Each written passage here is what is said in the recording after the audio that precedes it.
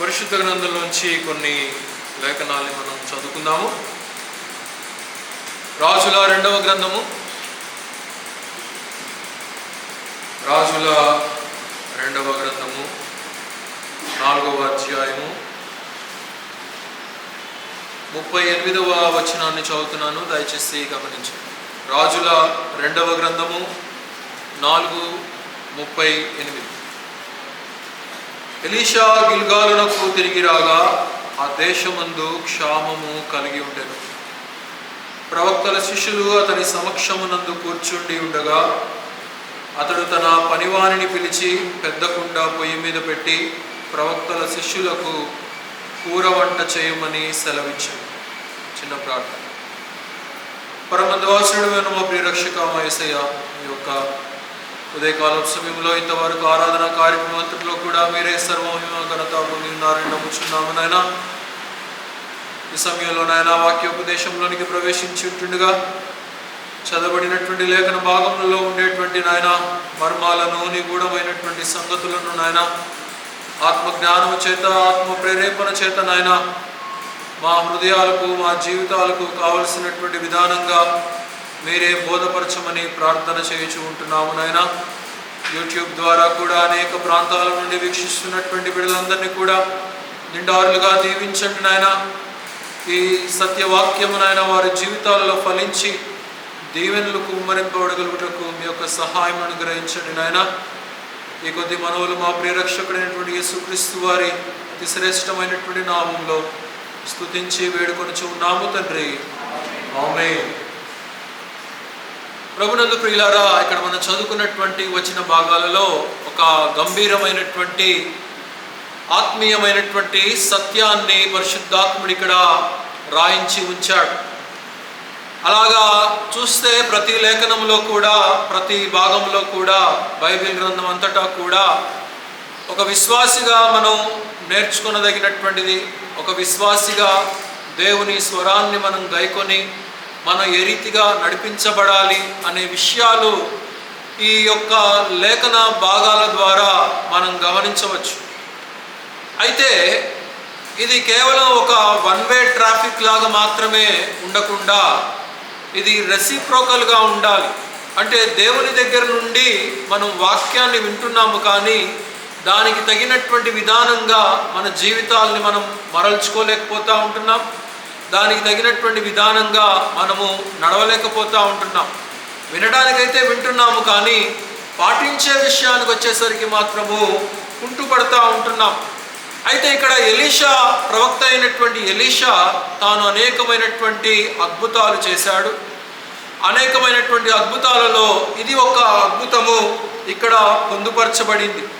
అయితే ఈ యొక్క లేఖన భాగాలన్నీ కూడా విశ్వాసిగా మనం ఏ రీతిగా నడిపించబడాలో, మన ఇన్నర్ బీయింగ్కి, అంటే మన లోపల ఉన్నటువంటి ఆత్మకు ఏ మాటలు అవసరమో, ఏ వాక్యాలు అవసరమో, మరి ఉదాహరణకి శరీరానికి సంబంధించినటువంటి మరి వైటమిన్స్ కొరకు, మినరల్స్ కొరకు కొన్ని ట్యాబ్లెట్లు వేసుకుంటూ ఉంటాం, ఎందుకంటే శరీరానికి అవి బలాన్ని ఇస్తాయి కాబట్టి. అయితే ఆత్మకు కూడా బలాన్ని ఇచ్చేటువంటిది ఉన్నది, అది దేవుని వాక్యము ద్వారా, అది కూడా సమస్త విధానాలుగా. మనం ఎప్పుడైతే మందిరావరంలోనికి ప్రవేశిస్తామో, ఎప్పుడైతే దేవుని సన్నిధికి మనం వస్తామో, మనం ఒకటి గుర్తుంచుకోవాలి. ఏంటి అని అంటే, మనము పరమ వైద్యుడి దగ్గరికి వచ్చాము అనే విషయాన్ని మనం ఇక్కడ గుర్తుంచుకోవాలి. విశ్వాసిగా మనలో ఉండేటువంటి ప్రతి విధానాన్ని కూడా ఆయన తన వాక్యము ద్వారా స్కాన్ చేసి, మనలో ఉన్నటువంటి లోపాలని తన వాక్కు ద్వారా సఫలపరిచి, వాటిని నింపి, మరి ఆ పరమ వైద్యుడు మనలో ఉన్నటువంటి లోటుపాట్లను ఆయన సవరించి, మనకు ఒక ఇంజెక్షన్ కావాలా, లేకపోతే ఒక ట్యాబ్లెట్ కావాలా, లేకపోతే ఒక ఎక్స్రే తీయాలా, లేకపోతే ఎక్కడైనా ఒక ఎముక ఇరిగిపోయిందా దాన్ని కట్టాలా అనే విషయాలన్నీ కూడా మరి స్పష్టంగా ఆయన దానిని గమనించి మనకు అందించేటువంటి ప్రభు అనే విషయాన్ని మనం ఇక్కడ అర్థం చేసుకోవాలి ప్రియులారా. అయితే ఇక్కడ ఎలీషా చేసినటువంటి అద్భుతము, దానికి ముందు జరిగినటువంటి బ్యాక్గ్రౌండ్ ఏంటంటే, మరి ఎలీషాకు ముందు ఒక భక్తుడు ఉన్నాడు. ఎవరైనా? ఏలియా. ప్రవక్త అయినటువంటి ఏలియా ద్వారా అనేక స్థలాలలో ప్రవక్తల యొక్క పాఠశాలలు మరి ఆయన స్థాపించడం జరిగింది.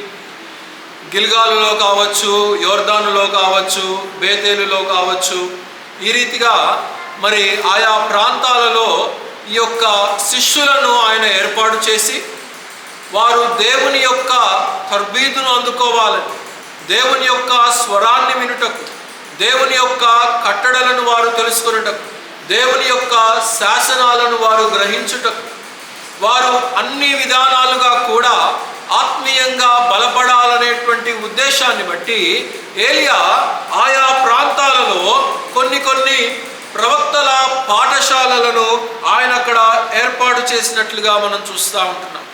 అయితే ఏలియా పరలోకానికి కొనిపోబడిన తర్వాత ఎలీషా దానికి ప్రిన్సిపల్గా ఉంటున్నాడు. ఆ ప్రవక్తల పాఠశాల అన్నింటిలో కూడా ఎక్కడెక్కడైతే ఉన్నాయో, గిల్గాలులో, బేతేలులో, యోర్దానులో, ఈ యొక్క ప్రాంతాలన్నింటిలో కూడా మరి ఈయన ప్రిన్సిపల్గా ఉంటూ అప్పుడప్పుడు కొన్ని ప్రాంతాలకు వెళ్తూ వస్తూ ఉండేటువంటి వాడు. అక్కడ జరుగుతున్నటువంటి పరిణామాలు ఏంటో తెలుసుకుంటూ ఉండేటువంటి వాడు. అక్కడ జరుగుతున్నటువంటి విషయాలను గురించి అవగాహన కలిగించుకుంటా ఆ శిష్యులను ఏ రీతిగా బలపరచాలో, వారిని ఏ రీతిగా ఇంకా ఆత్మీయంగా నడిపించాలో అనే విషయాలు ఈయన ఎలీషా ప్రవక్త అక్కడ చేస్తున్నట్లుగా మనం చూడగలుగుతూ ఉంటున్నాం. అయితే అలాగ ఉంటున్నటువంటి సమయంలో ఇక్కడ మనం చదువుకున్నటువంటి 38వ వచనంలో చూడండి ఏమంటున్నాడో.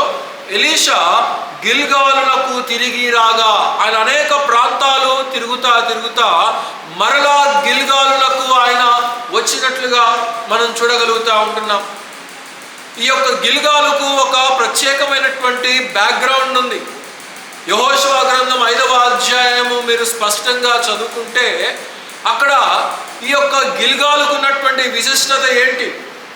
గిల్గాలు ఇశ్రాయేలు జనాంగము ఐగుప్తు నుండి వారు ప్రారంభించబడి బయలుదేరిన తర్వాత ఈ యొక్క గిల్గాలు అనబడినటువంటి ప్రాంతంలోనికి వారు అడుగుపెట్టిన తర్వాత వారు ఇశ్రాయేలీయుల గోత్రికులందరూ కూడా 12 మంది గోత్రికులు కూడా అక్కడ జ్ఞాపకార్థపు రాళ్లను వారు ఏర్పాటు చేసి దేవుడు చేసినటువంటి మరి ఉపకారాలను, మేలులను వారు అక్కడ జ్ఞాపకం చేసుకున్నటువంటి వారిగా మనం అక్కడ చూడగలుగుతూ ఉంటున్నాం.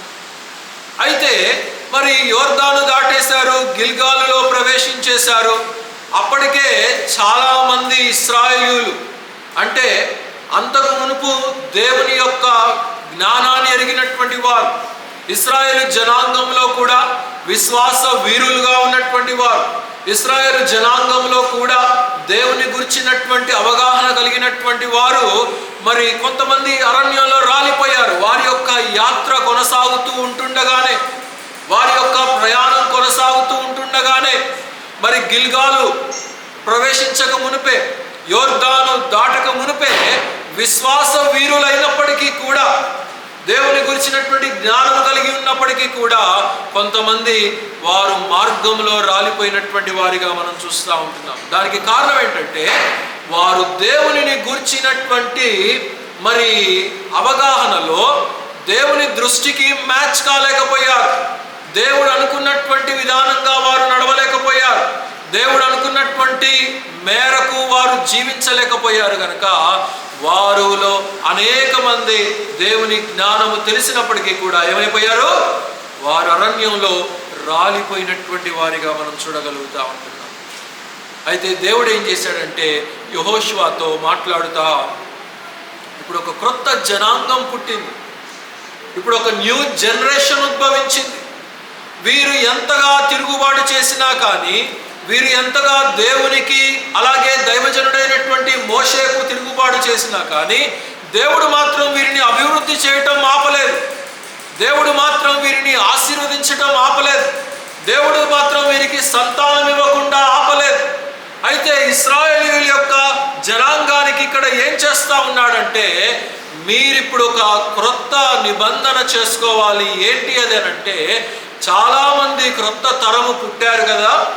ఈ యొక్క పుట్టినటువంటి క్రొత్త తరములో వారు మరి సున్నతి లేనటువంటి జనాంగము చాలామంది ఉన్నారు. నా ప్రజలుగా ఉండాలి అంటే ఒక నియమం ఉన్నది.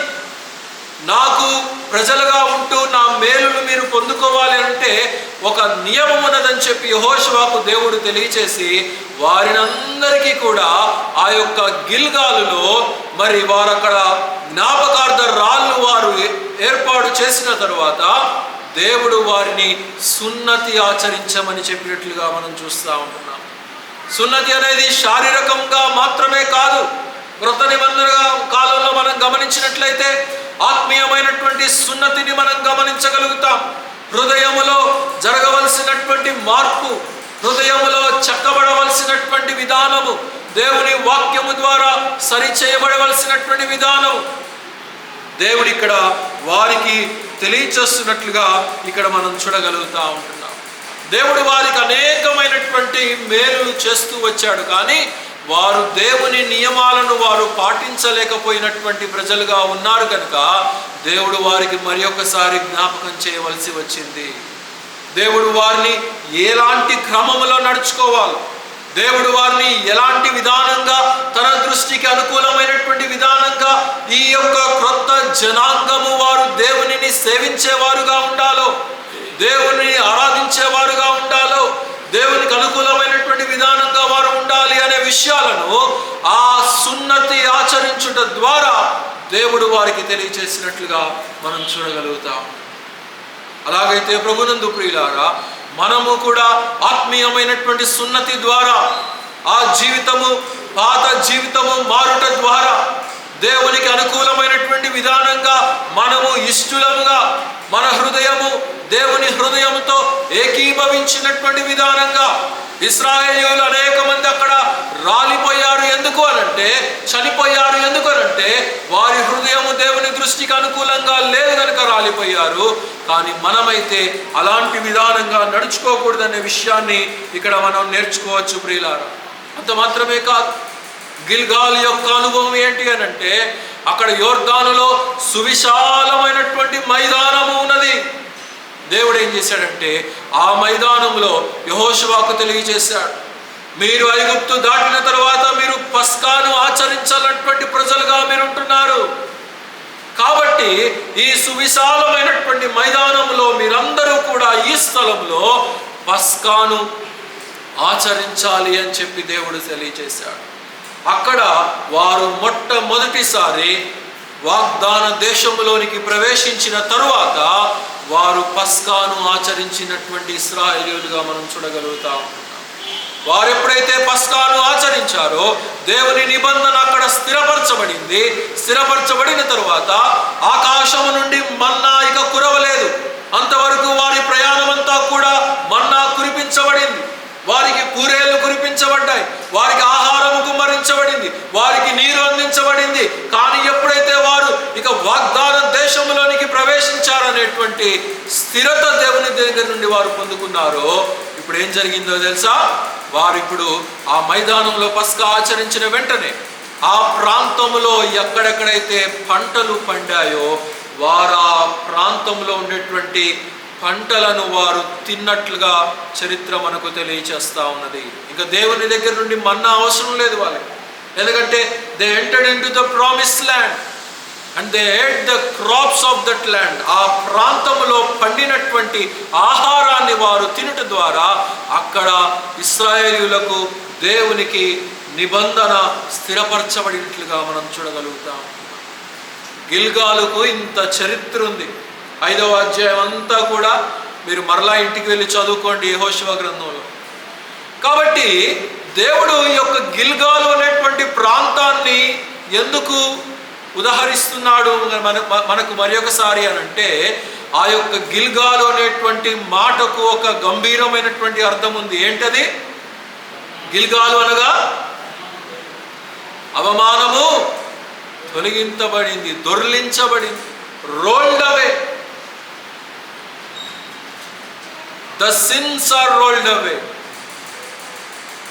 పాత శాపము ఏదైతే ఉన్నదో ఐగుప్తు నుండి వీరు క్యారీ ఫార్వర్డ్ చేసినటువంటిది, ఐగుప్తు నుండి వీరు తీసుకొని వచ్చినటువంటిది, ఐగుప్తు నుండి ఇశ్రాయేలు జనాంగము ఏ అవమానాన్ని అయితే పట్టుకొచ్చారో, ఏ డిసప్పాయింట్మెంట్స్ అయితే వారు పట్టుకొచ్చారో, ఏ పెయిన్ అయితే వారు పట్టుకొని వచ్చారో, all the shame, all the pain, all the agony of the Israelites was rolled out in that place. Gilgal అనబడినటువంటి ప్రాంతంలో దేవుడు వారి యొక్క అవమానాన్ని తీసివేశాడు. ప్రియులారా, దేవుని బిడలుగా మనం ఉండాలని దేవుడు స్థిరపరిచినప్పుడు, దేవుడు మనల్ని ఎన్నుకున్నప్పుడు మన యొక్క పాత అవమానాన్ని దేవుడు దొర్లించి వేస్తాడు. అలాగనే మన యొక్క పాపముల్ని కూడా ఆయన తీసివేసి ఉంటున్నాడు. వారు బయలుదేరినటువంటి ప్రాంతము గుండా వారు వచ్చినటువంటి ప్రయాణం చేసినటువంటి అనేక ప్రాంతాలలో వారికి కలిగినటువంటి ప్రతి విధమైనటువంటి విధానాన్ని కూడా దేవుడు ఆ స్థలంలో దీవెనను మార్చినట్లుగా మనం చూడగలుగుతూ ఉంటున్నాం. శాపమును ఆయన దొర్లించి వేసినట్లుగా మనం చూడగలుగుతూ ఉంటున్నాం. యాకోబు కూడా ఒక సందర్భంలో దేవుని స్వరం నాకు వినబడుతుంది, దేవుడు ఇక్కడి నుంచి మరలా నన్ను నా తండ్రి ఇంటికి వెళ్ళిపోమంటున్నాడని చెప్పేసి వెంటనే బయలుదేరడానికి పూనుకున్నప్పుడు తన భార్యలు కూడా యాకోబుతో బయలుదేరడానికి పూనుకుంటారు. అయితే వారు ప్రయాణమై వెళ్తున్న సమయంలో ఈ యొక్క భార్యలిద్దరూ కూడా ఏం చేశారు తెలుసా? వారు తేగూడనటువంటి కొన్ని వస్తువులు వారు తీసుకొని వచ్చారు. దేవుడేమో నిన్ను ప్రయాణం చేసి నువ్వు పరిశుద్ధంగా బయలుదేరమని చెప్తే, వీరేమో మరి తండ్రి ఇంటిలో ఉన్నటువంటి ఆ యొక్క ప్రతిమల్ని వారి బట్టల్లో వారు చుట్టుకొని వారు బయలుదేరి వెళ్తున్నట్లుగా మనం చూడగలుగుతూ ఉంటున్నాం. దేనిని దేవుడు విడిచిపెట్టమన్నాడో దానిని మనం విడిచిపెట్టాల్సిందే. దేవుడు దేన్నైతే అవమానంగా మన జీవితాల్లో ఉండకూడదని ఆయన ఇష్టపడుతూ ఉంటున్నాడో దానిని మనం, అది మనకి ఎంత ప్రీతికరమైనటువంటిది అయినప్పటికీ కూడా, అది మనకు ఎంత ఇష్టమైనప్పటిగా అన్నప్పుడు కూడా దానిని విడిచిపెట్టాలి అనే విషయాన్ని ఇక్కడ మనం అర్థం చేసుకోవాలి ప్రియులారా. ఎందుకంటే we are the children of God. దేవుడు మనల్ని తన సొత్తుగా ఉండటానికి మనల్ని పిలిచాడు. ఎప్పుడైతే మనం క్రీస్తును అంగీకరించామో, ఎప్పుడైతే మన పాపాల్ని మనం ఒప్పుకున్నామో, ఆ పాత స్వభావము అంతటితో అది సమాప్తము చేయబడిందనే విషయాన్ని మనం అర్థం చేసుకోవాలి. బాప్తిస్మపు అనుభవం కూడా ఏం నేర్పుతుంది మనకి? పాత జీవితాన్ని ఆ నీటిలో మనము సమాధి చేసి మరలా పైకి మనం వచ్చినప్పుడు ఆ క్రొత్త జీవిత విధానం, ఆ నూతన జీవిత విధానం, జీవపు మార్గానికి సంబంధించినటువంటి జీవిత విధానం, బాప్తిస్మం అనబడినటువంటి అనుభవము మనకు నేర్పుతా ఉన్నది. అది సాక్షార్థంగా లోకంలో మనం చేస్తాం అనుకోండి, ముందుగానే మనం ఎప్పుడైతే మన పాపాలని మన హృదయంలో నుండి ఒప్పుకుంటామో ఆ క్షణములోనే మనము క్రొత్త మనిషిగా మనం చేయబడ్డాం. యాకోబు ఏం చేశాడంటే, ఈ భార్యలు తేగూడనటువంటి వస్తువులు వీరు తెచ్చారు కనుక యాకోబు వాటిని ఒక చెట్టు కింద ఒక గుంటను తవ్వి ఆ తెచ్చినటువంటి ఐడల్స్ ఏవైతే ఉన్నాయో వాటిని తవ్వి వాటిని పూడ్చిపెట్టినట్లుగా మనం చూడగలుగుతా ఉంటున్నాం. దేవునికి అయిష్టమైనటువంటివి విశ్వాసులంగా మనం కూడా పూడ్చిపెట్టవలసినటువంటి వారమై ఉంటున్నాం.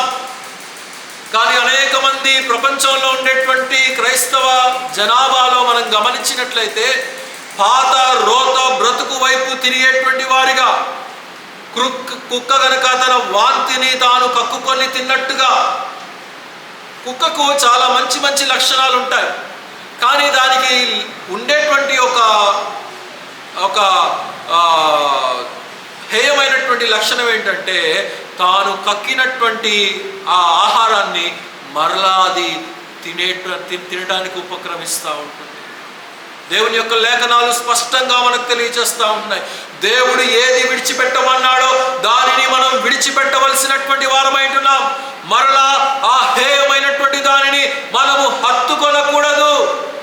ఒక మాట చదివి సహాయం చేయండి. యాకోబు పత్రిక 2వ అధ్యాయము 10వ వచనం. యాకోబు పత్రిక 2వ అధ్యాయము 10వ వచనం.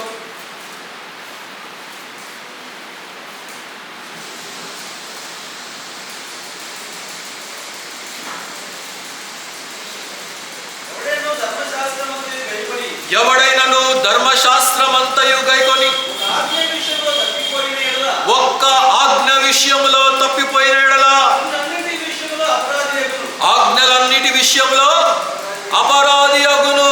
చూడండి అక్కడ ఏమంటున్నాడో, నీవు అన్ని విషయాలు కూడా పాటించాను అని చెప్పి నీవు అనుకున్నంత మాత్రాన ఒక్క విషయంలో దేవునికి హేయమైనటువంటిది ఒక్కటి ఉన్నా సరే, దేవుని యొక్క దృష్టికి అనానుకూలమైనటువంటిది ఒక్కటి ఉన్నా సరే, ఆ ఒక్కటి కూడా మనం చేయనప్పుడు దేవుడు ఏమంటున్నాడు అక్కడ, నీవు అన్ని విషయాల్లో కూడా తప్పిపోయినట్లే అని చెప్పి ఇక్కడ తెలియజేస్తా ఉంటున్నాడు. మరి ఒక మాట చదివి సహాయం చేయండి. సామెతల గ్రంథము 26వ అధ్యాయము 11వ వచనం. సామెతల గ్రంథము 26వ అధ్యాయము 11వ వచనం.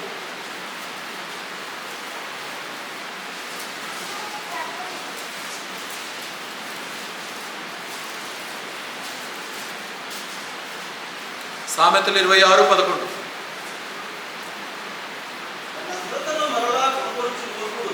తన క్రోధమును మరలా కనుపరచు మూర్ఖుడు కక్కిన దానిని తిను కుక్కతో సమానము అని చెప్పి ఇక్కడ తెలియచేస్తా ఉంటున్నాడు. కాబట్టి దేవుడు విడిచిపెట్టమన్నటువంటిది మనం విడిచిపెట్టాలి. పిత్రాపర్యంపమైనటువంటి ఆచారాలను మీరు విడిచిపెట్టాలి అని చెప్పేసి పేతురు పత్రికలో మనం గమనిస్తూ ఉంటాం. 1వ అధ్యాయం 18వ వచనంలో. గనుక ఆ యొక్క పాత ఇశ్రాయేలీయులు చేసినటువంటి తప్పిదం అదే. ఇశ్రాయేలీయులు ఆ పాత రోత బ్రతుకును వారు ఎక్కడ ప్రయాణం చేసినా కానీ దానిని తీసుకుంటా వెళ్ళిపోయారు, దానిని మోసుకుంటా వెళ్ళిపోయారు. కానీ ఇక్కడ దేవుని వాక్యం ఏం తెలియజేస్తుందంటే, ఆ గతించినటువంటి కాలంలో ఏదైతే ఉన్నదో దానిని మనం విడిచిపెట్టాలి. The sins of this world, the old rituals of this world, we need to leave it.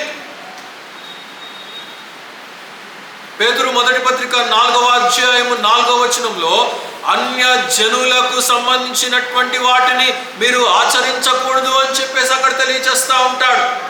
అది గతించిన కాలంలో మీరు నెరవేర్చినటువంటి ప్రజలుగా మీరు ఉన్నారు, కానీ ఇప్పుడు నా ప్రజలుగా మీరు ఉంటున్నారు. కాబట్టి నా బిడ్డలుగా మీరు శుద్ధీకరించబడినటువంటి ప్రజలుగా, పరిశుద్ధులైనటువంటి ప్రజలుగా, ఏర్పాటు చేయబడినటువంటి జనాంగముగా, వధువు సంఘముగా తీర్చబడి ఉన్నారు. కనుక ఆ గతించినటువంటి విధానాలను, లోకపరమైనటువంటి ఆచారాలను, లోకపరమైనటువంటి సాంప్రదాయాలను, లోకపరమైనటువంటి అలజడుల్లో మరలా విశ్వాసి చిక్కుకొనకూడదు అనే విషయాన్ని ఇక్కడ మనకు తెలియజేస్తా ఉంటున్నాడు ప్రియులారా.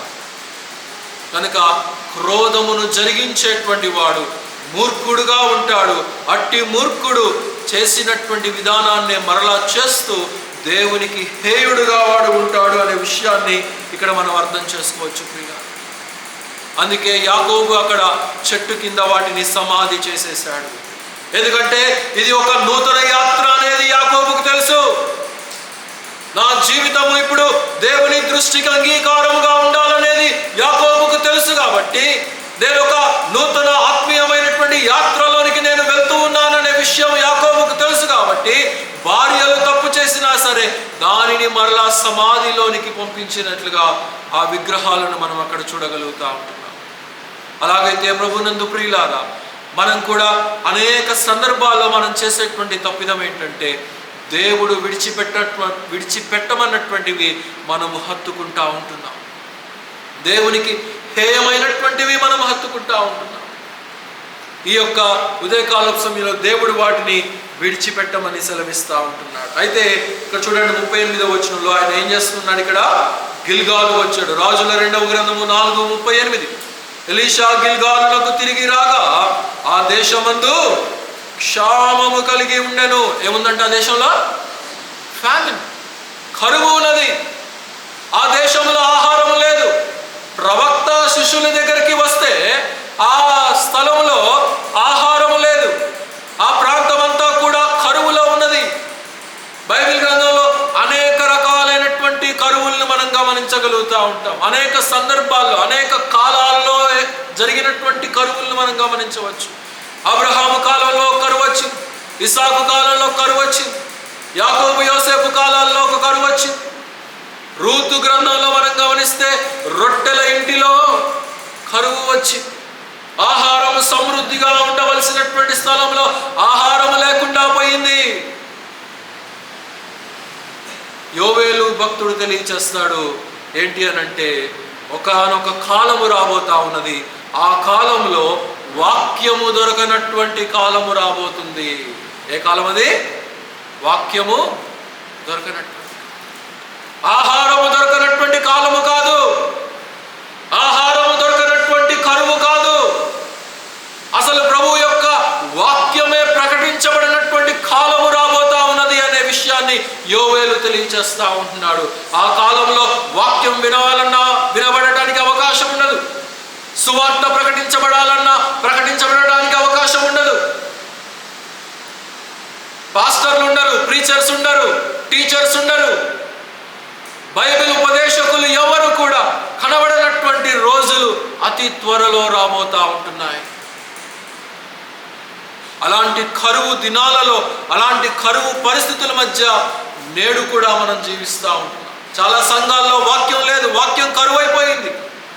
చాలా సంఘాల్లో దేనికి ప్రాధాన్యత అంటే పాటలకు ప్రాధాన్యత, కేరింతలకు ప్రాధాన్యత, అనేక ఇహలోక సంబంధమైనటువంటి శరీరానికి ఉల్లాసాన్ని ఇచ్చేటువంటి విధానానికి ప్రాముఖ్యత, దానిని ఆత్మీయమైనటువంటి కార్యక్రమాలుగా వారు భావించి ఏది శరీరానికి ఉత్తేజం ఇస్తుందో అలాంటి వాటిని అది ఆత్మీయ కార్యం అని చెప్పుకుంటా వాక్యానికి ప్రాధాన్యత ఇవ్వనటువంటిది కూడా అలాంటి సంఘాలు కూడా వాక్యానికి సమయం ఇవ్వనటువంటి వాక్యానికి ప్రాధాన్యత ఇవ్వనటువంటి అలాంటి సంఘాలు కూడా కరువు సంఘాలుగా మనం గమనించవచ్చు. వాక్యము ప్రకటించబడినటువంటి సంఘాలు వాక్యము లేనటువంటి సంఘాలుగా మనం గమనించవచ్చు. సరి అయినటువంటి వాక్యము ప్రకటించబడాలనేదే పరిశుద్ధాత్ముని యొక్క ఉద్దేశం. ఎందుకంటే పరిశుద్ధాత్ముని యొక్క ఉద్దేశం ఏంటంటే, అంతకు మునుపున్నటువంటి రాతి గుండె ఏదైతే ఉన్నదో, పాపపు స్వభావంలో జీవించినటువంటి వ్యక్తి రాతి హృదయంలో నాటుకుపోయాడు. ఆ రాతి హృదయాన్ని నేను తీసివేసి, ఇర్మియా భక్తుడు అంటాడు కదా, నేను మీకు మాంసపు హృదయాన్ని నేను ఇస్తున్నాను. మన హృదయం, మన శరీరంలో ఉన్నటువంటి గుండె మాంసంది కాదా? మాంసందే. శరీరంలో ఉన్నటువంటి హృదయము మాంసందే. కానీ ఆత్మలో ఉన్నటువంటి హృదయం ఏదైతే ఉందో అది రాతి మనిషితో సమానం. కొన్ని సందర్భాలు పాషాణ హృదయం అంటారు కదా, సినిమాల్లో తెలియజేస్తాం. కఠినమైనటువంటి హృదయం. ఆ రాతి స్వభావం మీద, ఆ రాతి హృదయం మీద దేవుని వాక్యము పరిశుద్ధాత్ముడు రాయాలనేటువంటిది ఆయన యొక్క ఉద్దేశం. మాంసపు హృదయాన్ని ఇచ్చి మన జీవితాల్ని మార్చి, మన జీవితాల్ని స్థిరపరిచి, ఆ యొక్క ప్రభు యొక్క హస్తము, అలనాడు 10 ఆజ్ఞలు రాతి పలకల మీద దేవుని హస్తము వచ్చి రాస్తే, ఈనాడు దేవుని యొక్క హస్తము ప్రతి ఆదివారమున, ప్రతి సహవాసమున, ప్రతి సందర్భంలో వాక్యము విశ్వాసి వింటున్నటువంటి సమయంలో మన హృదయాల మీద ఆ వాక్యము ఆయన రాస్తూ ఉన్నాడనే విషయాన్ని మనం ఇక్కడ అర్థం చేసుకోవాలి ప్రియులారా. వాక్యమునకు తగినటువంటి ఇంపార్టెన్స్ను మనం ఇవ్వాలి, వాక్యానికి తగినటువంటి గౌరవాన్ని మనం ఇవ్వాలి. ఎందుకంటే పరిశుద్ధాత్ముడు మన హృదయాలతో మాట్లాడుతున్నాడు అన్నటువంటి వివేచన మనను కలిగి ఉండాలి, ఆ జ్ఞానము మనం కలిగి ఉండాలి ప్రియులారా. అయితే ఇక్కడ అనేక మంది అలాగలేదు. Many are neglecting. చాలా మందిలో నిరుత్సాహం, చాలా మందిలో మరి ఆ నెగ్లెక్ట్ చేసేటువంటి విధానం, తాత్సారం. దేవుని సన్నిధి అంటే ఒక తృష్ణ, దేవుని సహవాసం అంటే ఒక పరుగులెత్తేటువంటి విధానం ఇక్కడ మనం గమనించగలుగుతా ఉంటున్నాము. అలాంటి వారుగా ఎంతమంది ఉంటున్నారు? దేవుని సహవాసాన్ని కొరకై ప్రాకులాడేటువంటి ప్రజలు, దేవుని సన్నిధికి వెళ్ళాలనేటువంటి తృష్ణ. యాకోబు అయితే బయలుదేరి వెళ్ళిపోతా ఉంటున్నాడు దేవుని స్వరాన్ని విని. నేను మరలా నా తండ్రి ఇంటికి వెళ్తూ ఉంటున్నాను గనుక అపవిత్రమైనటువంటిది, హేయమైనటువంటిది ఏది కూడా మరలా నా వెంట రావటానికి వీలు లేదు అని చెప్పేసి యాకోబు నిర్ణయించుకున్నాడు. తప్పిపోయినటువంటి కుమారుడు స్టోరీలో కూడా, ప్రాడిగల్ సన్లో కూడా మనం గమనించవచ్చు ఏంటి అని అంటే, ఆయన కూడా ఒక కరువులో ఉన్నాడు. ఏంటా కరువు? మనందరం సహజంగా చెప్పేదేంటి? ఆహారం లేదు కాబట్టి, ఆకలేస్తుంది కాబట్టి తండ్రి ఇంటికి వెళ్తున్నాడు అని చెప్పేసి మనం చెప్పుకుంటా ఉంటాం. కానీ నా దృష్టిలో, నా అవగాహనలో తప్పిపోయినటువంటి కుమారుడు యొక్క కరువు ఏంటంటే తండ్రి యొక్క సహవాసము కోల్పోయాడు. తండ్రి యొక్క ఇంటిలో ఉండేటువంటి ఆ యొక్క ప్రేమను కోల్పోయాడు. మరలా ప్రేమను తిరిగి సంపాదించుకోవాలని, మరలా తండ్రితో ఆ యొక్క ఏకత్వాన్ని సంపాదించుకోవాలని, మరలా తండ్రితో సమాధానకరమైనటువంటి అనుభవాన్ని సంపాదించుకోవాలని ఈ తప్పిపోయినటువంటి కుమారుడు రాకులాడుతున్నట్లుగా మనం గమనించవచ్చు. అలాగైతే ప్రభు అయినటువంటి యేసుక్రీస్తు వారు కూడా అలాంటి సహవాసాన్ని మనకి ఇవ్వాలని ఆయన ఇష్టపడతా ఉంటున్నాడు.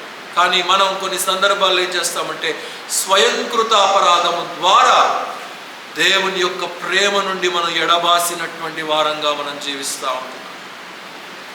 మనం చేసుకున్నటువంటి మన పనులే, మనం చేసుకునేటువంటి మన విధానాలే దేవునికి అనానుకూలమైనటువంటి విధానంగా ఇశ్రాయేలీయులు అనేక సందర్భాల్లో పొందినటువంటి మేలులను, ఉపకారాలను, దీవెనలను, ఆహారాన్ని, మేలులను అన్నింటినీ కూడా మర్చిపోయి స్వయంకృత అపరాధము వారు దేవునికి డిసొబీడియంట్ అంటూగా దేవునికి హేయులుగా వారు జీవించారు.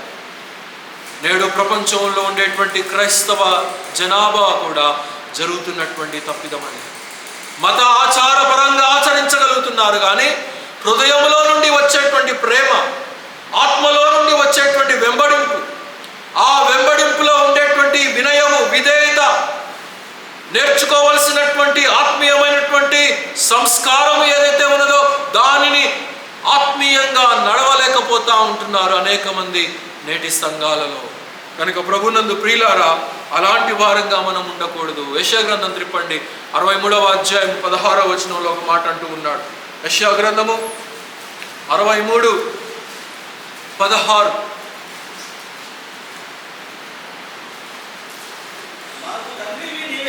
మాకు తండ్రివి నీవే, అబ్రహాముకు మేము ఒకవేళ తెలియకపోయినను, యెహోవా నీవే మా తండ్రివి. కనుక ఇశ్రాయేలీయులు అక్కడ మాట్లాడుతూ ఉంటున్నారు. ఒకవేళ ఇశ్రాయేలీయులకు అబ్రహాముకు తెలియదు ఇశ్రాయేలు జనాంగం ఎవరో. తర్వాత కాలంలో వారు అబ్రహాము మా పితరుడు అని వారు చెప్పుకున్నారు, కానీ అబ్రహాముకు వాస్తవంగా వీరు వారి యొక్క సంతానం అని తెలియదు. కానీ అక్కడ వాస్తవంగా అక్కడ ఎవరిని గుర్తిస్తున్నారంటే తండ్రి అయినటువంటి యెహోవా దేవుణ్ణి వారు గుర్తిస్తూ ఉంటున్నారు. నీవే మాకు తండ్రివి, నీ ప్రేమలో ఉండటానికి మేము ఇష్టపడతా ఉంటున్నాం, నీ సహవాసంలో ఉండటానికి మేము ఇష్టపడతా ఉంటున్నాం, నీ ఆజ్ఞ ప్రకారంగా మేము జీవించడానికి ఇష్టపడుతున్నాం అనేది దేవుని యొక్క లేఖనాల ద్వారా వారు అక్కడ తెలియచేస్తూ ఉంటున్నారు. నేడు మన యొక్క చుట్టూ ఉండేటువంటి పరిస్థితుల ద్వారా దేవునిని గూర్చినటువంటి పూర్తి అవగాహనను మనం కోల్పోతూ ఉంటున్నాం ప్రియులారా. ఈ లోక సంబంధమైనటువంటి అలవాట్ల ద్వారా, ఈ లోక సంబంధమైనటువంటి పాప వ్యాపకాల ద్వారా దేవుడు విడిచిపెట్టమన్నటువంటి జీవిత విధానాన్ని మనం లక్ష్యము చేయట్లేదు, అలక్ష్యము చేసేటువంటి ప్రజలంగా మనం ఉంటున్నాం. ప్రకటన గ్రంథం త్రిప్పండి, ప్రకటన గ్రంథము 3వ అధ్యాయము 15వ వచనం. ప్రకటన గ్రంథము 3వ అధ్యాయము 15వ వచనం.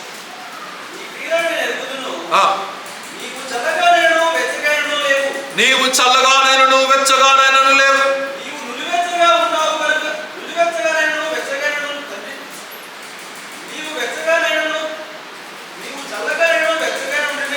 ఉండిన ఎడల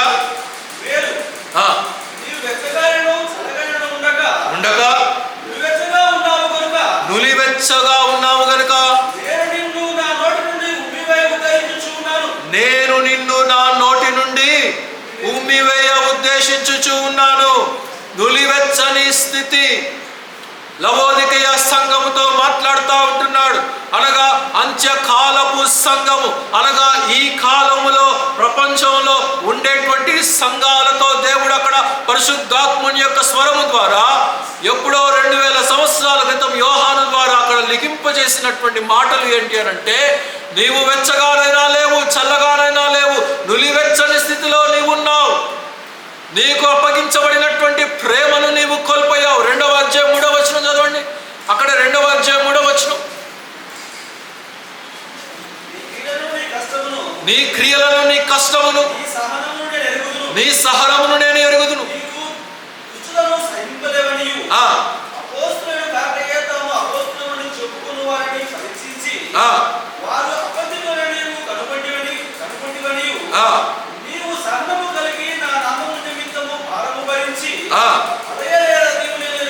అలయలేదని నేను ఎరుగుదును. అయినను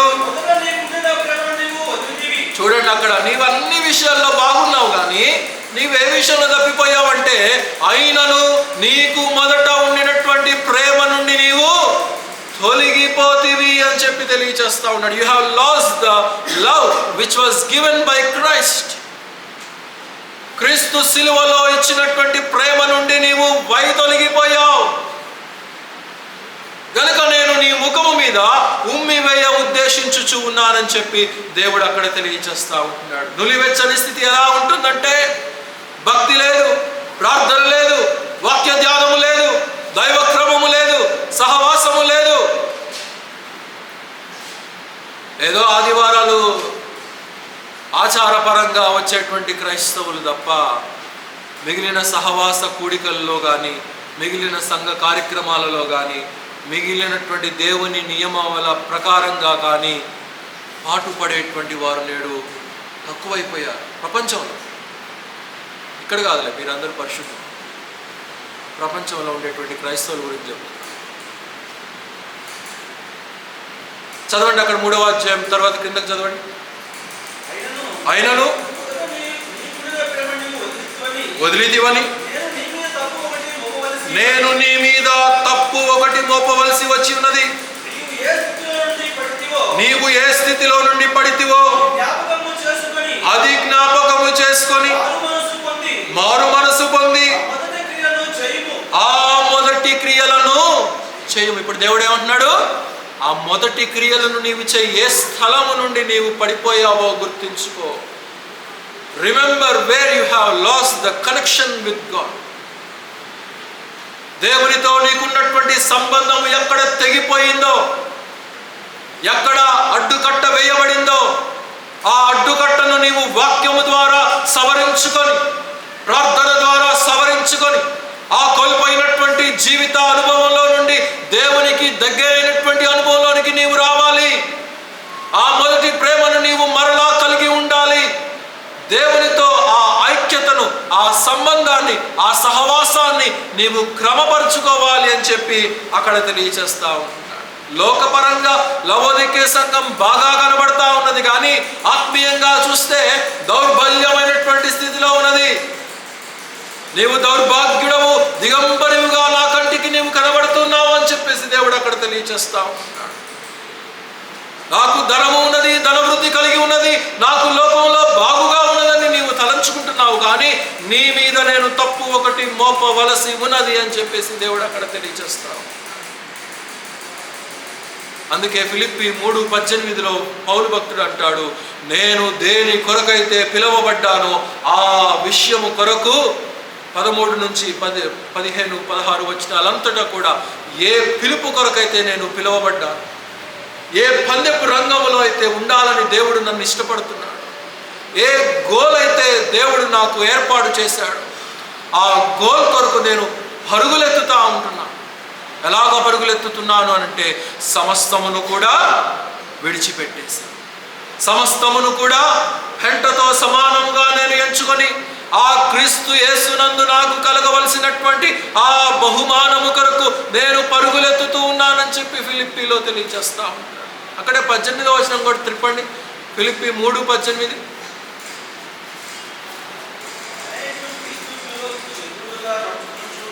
అనేక మంది క్రీస్తుకు శత్రువులుగా నడుచుకొనుచు ఉన్నారు. వీరిని గురించి అనేక సందర్భాల్లో మీకు నేను చెప్పాను. ఇప్పుడును ఏడ్చుచు చెప్పుచూ ఉన్నాను, నాశనమే వారి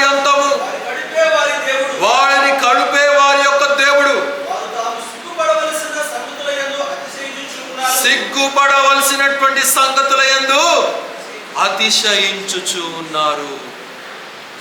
శాపగ్రస్తమైనటువంటి జీవితం. నీతి క్రియలు లేవు. నీతికి ఆధారమైనటువంటి యేసును వెంబడించేటువంటి మనస్సు లేదు. ఆ పాత జీవితంలోనే they were hanging in that old nature. ఆ పాత జీవితాన్ని విడిచిపెట్టి ఆ దారం తెగట్లేదు.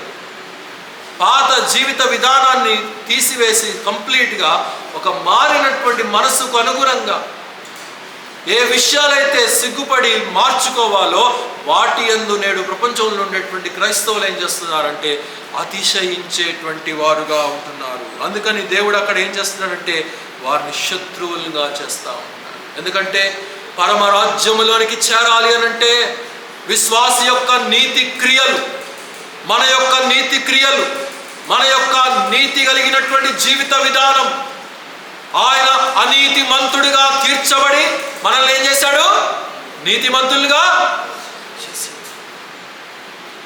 మనల్ని ఆయన నీతిమంతులుగా చేసి ఆ ప్రకారమైనటువంటి విధానంగా మనం జీవించాలని ఆయన ఇష్టపడతా ఉంటే పరలోక వారసత్వాన్ని ఇచ్చి ఆ వారసత్వము ఇటర్నల్గా ఇచ్చాడు. It is an eternal citizenship. నేడు ప్రపంచంలో ఉండేటువంటి వారు అమెరికాలో స్థిరపడాలని, ఇంగ్లాండ్లో స్థిరపడాలని, ఆస్ట్రేలియాలో స్థిరపడాలని, న్యూజిలాండ్లో స్థిరపడాలని ప్రాకులాడుతూ ఉంటారు.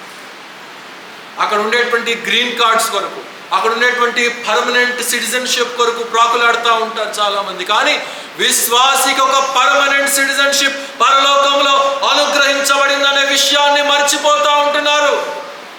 దాని కొరకైనటువంటి సిద్ధపాటును విశ్వాసులు నేడు మర్చిపోతూ ఉంటున్నారు. అందుకనే దేవుడు ఇక్కడ అంటున్నాడు, నేను మరలా మీకు జ్ఞాపకము చేయవలసి వచ్చి ఉన్నది అని చెప్పి ఇక్కడ తెలియజేస్తూ ఉంటున్నాడు. పౌలు అక్కడ ఏమంటున్నాడంటే, నేను మరి ఒకసారి ఏడ్చుచూ చెప్పుతూ ఉన్నాను. ఎందుకు ఆ వేదన పౌలుకు? నాకెందుకు ఇంత వేదన? అరిసి అరిసి చెప్పాల్సినంత పని.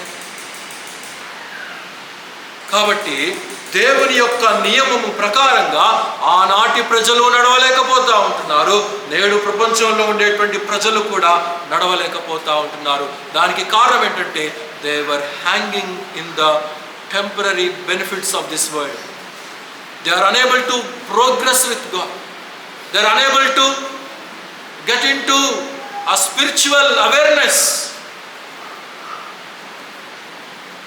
మరి ఒక మాట యెషయా గ్రంథం తిప్పండి. యెషయా గ్రంథం 1వ అధ్యాయం 2వ వచనం చదవండి. యెషయా గ్రంథం 2, యెషయా గ్రంథం 1వ అధ్యాయం 2వ వచనం.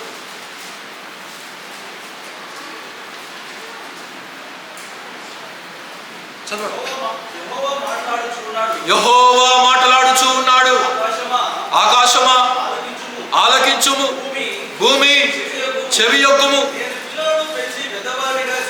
చూడండి ఏమంటున్నాడు, నేను పిల్లలను పెంచి పెద్దవారినిగా చేసి తిని వారు నా మీద తిరుగుబాటు చేసి ఉన్నారు. 15వ వచనం కూడా చదవండి. మీరు మీ చేతులు చాపునప్పుడు మిమ్మును చూడక నా కన్నులు కప్పుకొందును. మీరు బహుగా ప్రార్థన చేసినను నేను వినను. మీ చేతులు రక్తముతో నిండి ఉన్నవి. మిమ్మును కడుగుకొనుడి, శుద్ధి చేసుకొనుడి. దేవుడు అక్కడ తెలియచేస్తా ఉంటున్నాడు ఎంతో భారంతో. నేను కష్టపడి నా బిడలని ఎంచుకొని, నా సొత్తుని నేను ఎంచుకొని నేను మిమ్మల్ని ఏర్పాటు చేసుకుంటే, నేను పిల్లల్ని పెంచి పెద్ద చేస్తే వారు ఏం చేశారంటే పెరిగి పెద్దవారైన తర్వాత తిరుగుబాటు చేసి ఉన్నారు. లేరా నేడు లోకంలో? తల్లిదండ్రులను గుండెల మీద తన్నేటువంటి పిల్లలు లేరా? తల్లిదండ్రుల్ని అనాథలుగా విడిచిపెట్టేసేటువంటి పిల్లలు లేరా? తల్లిదండ్రులను వారి యొక్క కష్ట సమయాలలో, వారి యొక్క అనారోగ్య పరిస్థితుల్లో విడిచిపెట్టేసేటువంటి పిల్లలు ప్రపంచంలో లేరా? అలాగే దేవుని నియమము కలిగి ఉన్నటువంటి ప్రజలు కూడా ఇక్కడ దేవుని నియమాన్ని ఎరుగక వారు తిరుగుబాటు చేస్తూ ఉంటున్నారు. దేవునికే తిరుగుబాటు చేస్తూ ఉంటున్నారు. అందుకే అక్కడ దేవుడు ఏమంటున్నాడంటే, మీ తిరుగుబాటును బట్టి నేను మిమ్మల్ని అసహ్యించుకుంటున్నాను, మీ ప్రార్థనలు నేను వినను. మీరు చేతులెత్తి ప్రార్థన చేసినంత మాత్రాన, మీరు మోకాళ్ళు వంచి ప్రార్థన చేసినంత మాత్రాన, మీరు బలులను అర్పించినంతటి మాత్రాన, మీరు ఇష్టమైనటువంటి ఈవులన్నింటినీ కూడా నాకు సమర్పించినంత మాత్రాన నేను ఏది కూడా అంగీకరించను. ఎందుకంటే దేవునికి ఏం కావాలి? బలి అర్పణలు కావాలా? కానుకలు కావాలా? ఏం కావాలి? యెహోవాకు ఏది ప్రీతికరము సమూయేలు తెలియచేస్తా ఉంటాడు. ఆయనకు బలి అర్పించుట కంటే ఏది శ్రేష్టము? మాట వినుట శ్రేష్టం. Obeying unto the word of God is the utmost favorable thing which we can do to God. దేవునికి మనం ఏదైనా చేయగలిగినటువంటిది, ఇవ్వగలిగినటువంటిది ఉందా అనంటే అది ఏంటి అనంటే, మన హృదయాలు సంపూర్ణమైనటువంటి వినయ భయభక్తులతో మనము ఆయనకు సమర్పించవలసినటువంటి వారమైంటున్నాం ప్రియులారా. అయితే ఇక్కడ ఫోకస్ అనేది దేవుడి మీద లేదు, లోకం మీద ఉన్నది. లోకం మీద ఉన్నప్పుడు ఫోకస్ దేవుడి మీద లేనప్పుడు కనెక్షన్ తెగిపోయింది. హెబ్రీ పత్రిక తిప్పండి. హెబ్రీ పత్రిక 3వ అధ్యాయము 1వ వచనం. హెబ్రీ పత్రిక 3వ అధ్యాయము 1వ వచనం. ఇందువలన సహోదరులారా,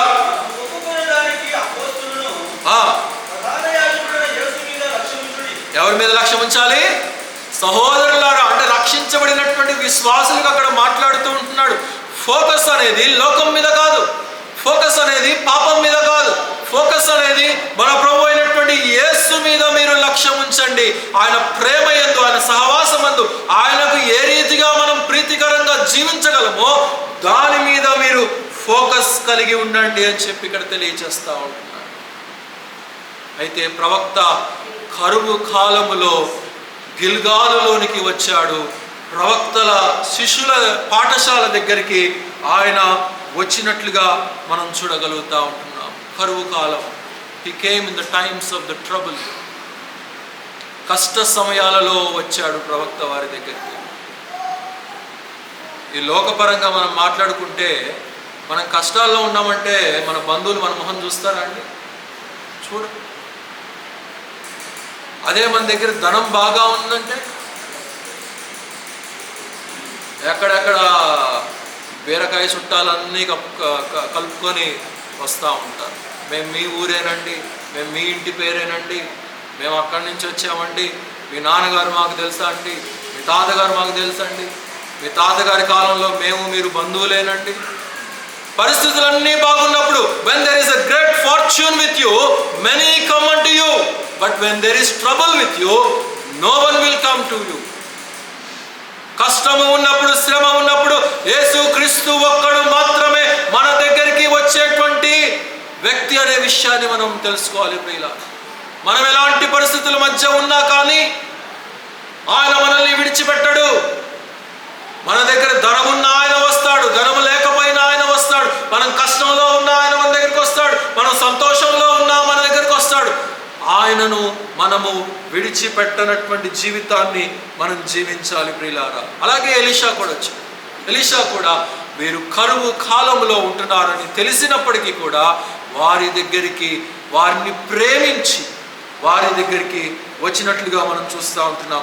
అయితే 38వ వచనం చూడండి ఏమంటున్నాడో. ప్రవక్తలు ఏం చేస్తున్నారు ఆయన రాగానే అంటే, ప్రవక్తల శిష్యులు అతని సమక్షమునందు కూర్చుండి ఉండగా అని ఇక్కడ మనం చూస్తూ ఉంటున్నాం. ప్రవక్త వచ్చాడంట. ప్రవక్త వచ్చినప్పుడు శిష్యులందరూ కూడా ఏం చేస్తున్నారు? ఆయన సమక్షములో కూర్చున్నారు. కష్ట సమయం వచ్చింది కదా అని చెప్పి వారి సొంత పనులు వారు చేసుకుంటూ వెళ్ళిపోలేదు. శ్రమ వచ్చింది కదా అని ఆహారం ఎక్కడ దొరుకుతుందా, మా కడుపులు ఎక్కడ నిండుతాయా, మాకు భోజనం ఎక్కడ దొరుకుతుందా అని చెప్పేసి వారు ప్రవక్తను విడిచిపెట్టి వెళ్ళిపోయినటువంటి వారు కారు. ప్రవక్త మా కొరకు వచ్చాడు కాబట్టి, ప్రవక్త మమ్మల్ని ప్రేమించి వచ్చాడు కాబట్టి మేము ఆయన సమక్షములో కూర్చొని ఉంటాము అని చెప్పేసి వారొక నియమాన్ని వారు కలిగి ఉన్నట్లుగా మనం చూస్తాము. అలాంటి నియమం మనకు ఉన్నదా అండి? అలాంటి వెంబడింపు మనకున్నదా? అలాంటి ప్రతిజ్ఞ దేవునితో మనం కలిగి ఉన్నామా? యోబు ఒక చక్కటి మాట అంటాడు, దయచేసి త్రిప్పండి. యోబు గ్రంథము 13వ అధ్యాయము 15వ వచనం త్రిప్పండి.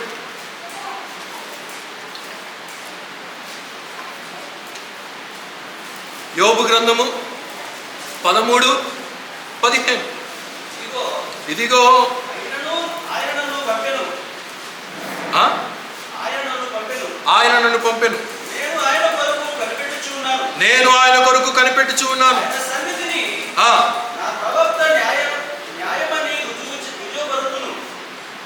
13:15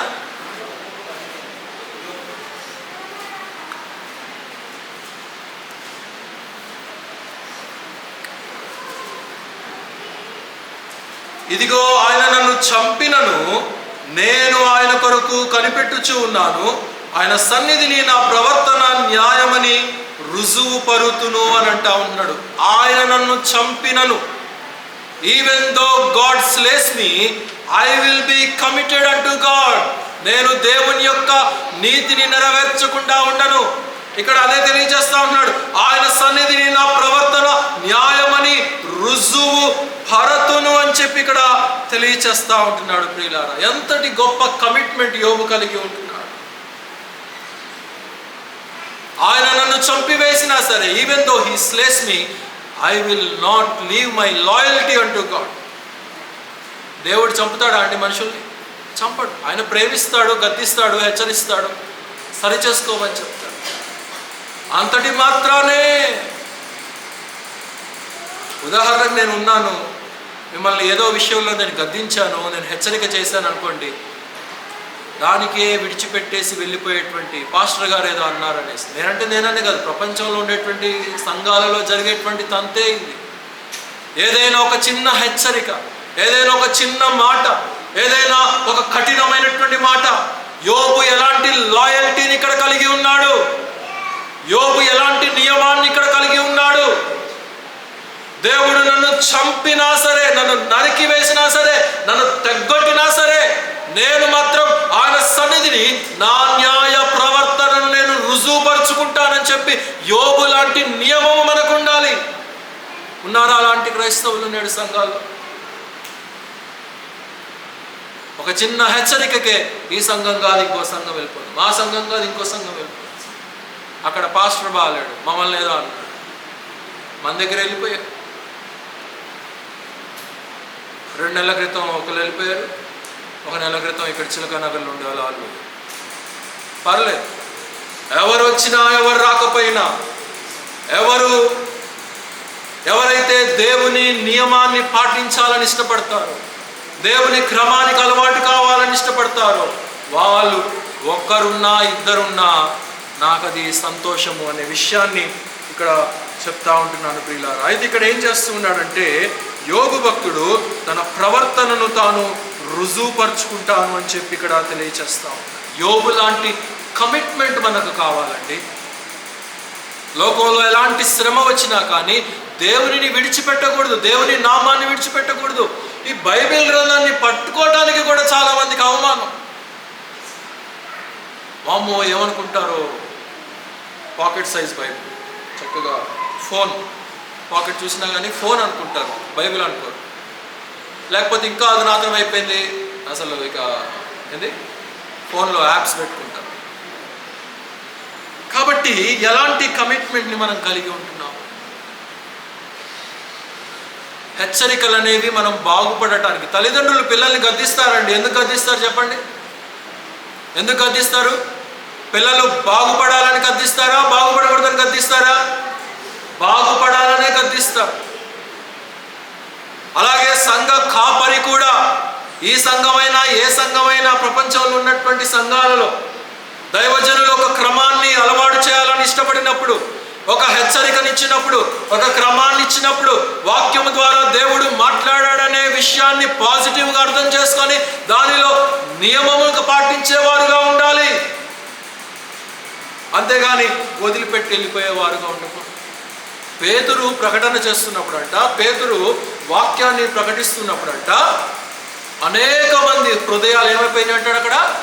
నొచ్చుకున్నారు. వారి హృదయము గాయపరచబడింది. అంటే వారికి ఐస్ క్రీమ్ తినిపించాడు అక్కడ? లేదు. కఠినమైనటువంటి మాటలే పేతురు పలికి. స్టెఫను వాక్యము బోధిస్తూ ఉంటుండగా స్టెఫను మాట్లాడినటువంటి మాటలకు అక్కడ చేరి వచ్చినటువంటి ప్రజలు, జనాంగమంతా కూడా పళ్ళు పట పట పట పట ది గ్రంబుల్ దేటి పళ్ళు కొరుక్కున్నారంట. ఏంటి అని చెప్పే వాక్యం అని చెప్పేసి దేవుడు హెచ్చరిక ఇచ్చినప్పుడు, దేవుని వాక్యము ప్రకటించబడినప్పుడు అది కఠినముగానే ఉంటుందనే విషయాన్ని మనం ఎరగాలి. కఠినమైనటువంటి మాటలే ప్రకటించబడతాయనే విషయాన్ని మనం ఎరగాలి. ఆ మాటలలో ఉన్నటువంటి సత్యాలను మనము వినయముతో స్వీకరించే వారముగా మనము ఉండాలి అనే విషయాన్ని మనకి ఇక్కడ నేర్పుతా ఉంటున్నాడు. ఈ సంఘంలో అయితే నేను మరి ఒకసారి చెప్తా ఉంటున్నాను, రెండు విషయాలు. ఇక్కడ వాక్యాలు కఠినంగానే ఉంటాయి, ఇక్కడ పద్ధతులు కఠినంగానే ఉంటాయి. లోకంలో జరిగినట్లుగా, బయట సంఘాలలో జరిగినట్లుగా, బయట ఏదో వ్యాపకాలు జరిగినట్లుగా ఇక్కడ జరగవు. ఆ కఠినమైనటువంటి వాక్యానికి లోబడే మాట అయితే ఉండండి. లోబడము అని అంటే అది choice is an to your hands.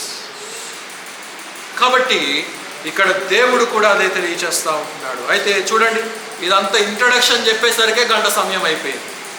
సరే, అసలు విషయానికి మనం వచ్చినట్లయితే రాజుల 2వ గ్రంథం 4వ అధ్యాయం 38వ వచనంలో ఆయన చూడండి, పెద్ద కుండ పొయ్యి మీద పెట్టి ఆయన ఒక పనివారిని పిలిచాడంట, ఒక శిష్యుని పిలిచి పెద్ద కుండ పొయ్యి మీద పెట్టి ప్రవక్తల శిష్యులకు కూర వంట చేయమని సెలవిచ్చెను. అసలే కరువు కాలం, ఈయన కరువు ఉంది కదా, ఏదో ఉన్న బియ్యంతో కొంచెం సర్దుబాటు చేసి, ఉన్న ఆహారంతో సర్దుబాటు చేసి, లేకపోతే కిచెన్లో ఏ పిండి ఉందో దానితో సర్దుబాటు చేసి ఏదో కొంచెం చేయమని చెప్పలేదు ఇక్కడ ప్రవక్త. ఎలీషా ఏమంటున్నాడు అక్కడ వచ్చి, పెద్ద కుండ పొయ్యి మీద పెట్టి కూర వండుపో అని చెప్పేసి శిష్యునికి తెలియజేస్తా ఉంటున్నాడు. కరువు సమయంలో కూడా దేవుని మీద ఆధారపడినటువంటి ప్రవక్త, లేమిలో కూడా ఘనతనివ్వగలిగినటువంటి వాడు. మన దగ్గర బ్యాంక్ బ్యాలెన్స్ లేకపోయినా కానీ ఆ సమయానికి తగినట్టుగా, ఆ సందర్భానికి తగినట్టుగా దేవుడు మనల్ని నింపగలిగినటువంటి వాడని ఎలీషా నమ్మాడు. ప్రియులారా, పెద్ద కుండను అక్కడ పెట్టమంటా ఉంటున్నాడు. ఎందుకనంటే, పెద్ద కుండ ఎందుకు పెట్టమన్నాడంటే, అక్కడ ఉన్నటువంటి శిష్యులలో ఎవరు కూడా ఆహారము తక్కువగా ఉన్నటువంటి వారుగా ఉండకూడదు అనేది ఆయన యొక్క ఉద్దేశం. ఆహారం సమృద్ధిగా వడ్డించబడాలనేది ఆయన యొక్క ఉద్దేశం. ఏ ఒక్కరు కూడా ఆకలితో ఉండకూడదు అనేది ఆయన యొక్క ఉద్దేశం. అందరూ కడుపారా తినాలనేది ఎలీషా యొక్క ఉద్దేశం. దేవుని ఉద్దేశము కూడా అదే. దేవుని ప్రణాళికలు మన ఎడల ఉన్నతమైనటువంటివి, గొప్పవి. పెద్ద కుండ, పెద్ద ప్రణాళికకు మనం గమనించవచ్చు. It resembles to a big plans which God has decided for us. మనం ఏదో కొద్దిగా మనం చేయాలనుకుంటాం, కానీ దేవుడు ఒక గొప్ప విషయాన్ని దేవుడు మనకి ఇవ్వాలని ఆయన ఇష్టపడతా ఉంటాడు. ప్రియులారా, అలాగైతే ఆయన విషయాలకు మనం పొందుపరుచుకొని ముందుకు కొనసాగాలి. అయితే చూడండి అక్కడ ఏం జరిగిందో. 39, ఆయన వంట చేయడానికి కూర వంట చేయమని సెలవిచ్చాను. అయితే ఒకడు కూరాకులు ఏరుటకు పొలంలోనికి పోయి వెర్రి ద్రాక్షను చూచి దాని గుణము ఎరగక దాని తీగలు తెంపి ఒడ్డి నిండా కోసుకొని వచ్చి వాటిని తరిగి కూరకుండలో వేసెను అని ఇక్కడ మనం చూస్తాం. ఆయన ప్రణాళిక పెద్దదే, కానీ ఈ వ్యక్తి చూడాల్సినటువంటి విధానంగా చేయవలసినటువంటి పనిని చేయలేకపోయాడు. దానికి కారణం ఏంటంటే, ఈ చుట్టూ ఉండేటువంటి పరిస్థితులు ఒకవేళ తనని ప్రలోభపెట్టి ఉండవచ్చు. తాను దాని యొక్క గుణములు ఎరగక సరిగ్గా చూడవలసినటువంటి విధానంగా చూడలేకపోయాడు. ఏం చేశాడు? అక్కడ కారు ద్రాక్షలను తెచ్చాడు. అక్కడ ద్రాక్ష అన్నాడు, కానీ ఒరిజినల్ గ్రీక్ ట్రాన్స్లేషన్లో బిటర్ గార్డ్ అని అంటాడు. అంటే చేదైనటువంటిది, ఒక దొండకాయ అంత సైజులో ఉండేటువంటి కూరనేదో పట్టుకొని వచ్చాడు. అది చేదైనటువంటిది. దాని గుణము ఎరగక ఆయన అక్కడ తీసుకొని వచ్చి వంట కూడా చేసేసినట్లుగా మనం చూస్తాం. కొన్నిసార్లు మనం చూడవలసినటువంటి నేత్రాలతో చూడట్లేదు దేవుని యొక్క కార్యాలను. ఆయన మన కొరకు గొప్ప వాకిలి, ఆకాశపు వాకిళ్లను తెరచి మన మీద సమృద్ధిగా తన దీవెనను కుమ్మరించాలని, తన ఆజ్ఞల ప్రకారంగా జీవించేటువంటి వారిని ఆయన ఆశీర్వదించాలని ఆయన ఇష్టపడతా ఉంటే, మనము చేయవలసినటువంటి పనుల్లో కూడా తొందరపాటు వలన చూడవలసినటువంటి విధానంగా, చేయవలసినటువంటి క్రమానికి, అంటే జీవించవలసినటువంటి క్రమానికి మనం లోబడలేకపోతా ఉంటున్నాం. వంట చేయవలసినటువంటి విధానంగా ఇతడు వంట చేయలేకపోయాడు. ఎందుకు చేయలేకపోయాడు అనంటే వాటిని ముందుగా చూసుకోలేకపోయాడు. చేసుకునేటప్పుడే చూసుకోలేకపోయాడు. ఎన్నుకునేటప్పుడే చూసుకోలేకపోయాడు. ఒక వ్యక్తిని మన గృహంలోనికి తెచ్చుకునే ముందే వివాహాల దగ్గర ఆ వ్యక్తి యొక్క గుణాన్ని కొంచెం ఎరిగి, ఆ వ్యక్తి యొక్క పరిస్థితిని కొంచెం ఎరిగి మన గృహాల్లోనికి మనం తెచ్చుకోవాలి. గుణం ఎరుగక తెచ్చుకున్నాం అనుకోండి, ఏమైంది చెప్పండి? నిన్ను చేసుకోవాల్సి వచ్చింది, నా బ్రతుకు తగలబడి అని చెప్పి ప్రతిరోజు అదే డైలాగ్. అవునా? కాబట్టి ఇక్కడ కూడా జరుగుతున్నటువంటిది అదే. చూడవలసినటువంటి విధానంగా దేవుని కార్యాలను చూడలేకపోయినట్లయితే మనం జీవించవలసినటువంటి విధానంగా మనం జీవించలేము. కారు ద్రాక్షలు తెచ్చాడు, కూరంతా కూడా చేదైపోయింది. వాళ్ళకు అక్కడ రియాక్షన్ వచ్చినట్లుగా మనం చూడగలుగుతాం.